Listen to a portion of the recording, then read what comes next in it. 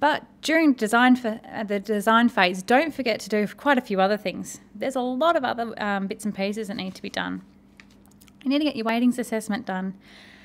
That seems like it's quite easy. It does take quite a while through verification if you can't get certain bits of your evidence together.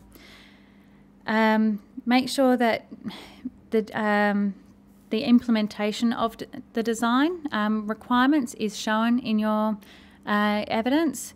Don't just put in that you will manage light spill within your design reports and have that as a management plan. Actually demonstrate that in your reports themselves.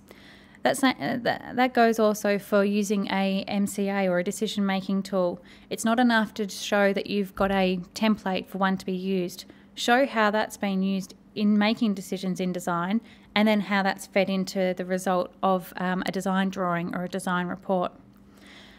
ID other key players and keep tabs. So this is your procurement manager and your other managers around the project, where you're going to have to update their systems and get their buy-in.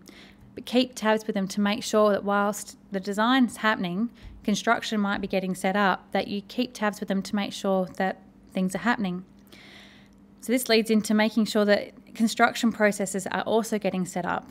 This is required, well, a lot of these are required to be submitted in as part of your evidence during the design phase, because it's not just about what gets put in design reports, but it's also about what you're preparing to do during construction. Gather your evidence as soon as you can, because whilst the designers are in the office scratching away on this project, they're a lot more useful and helpful than when they've been shipped off to the next one. Assign responsibilities within the design team and also within the larger team. So then that way people are taking ownership, because you can't control everything. You're really just here to advise and, let's face it, push people to actually achieve the outcomes. Once again, identify your problem children. That is a key theme. Remember ultimately that you are going for an as-built rating as well. Don't get too caught up in the design phase and think that you're not going to achieve certain points because you haven't done some modelling, but then you can use actual data in as-built.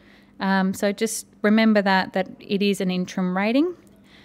And don't forget to get onto your base case. You might assume you might have some information that's available for a certain base case, and then find out that it's not enough.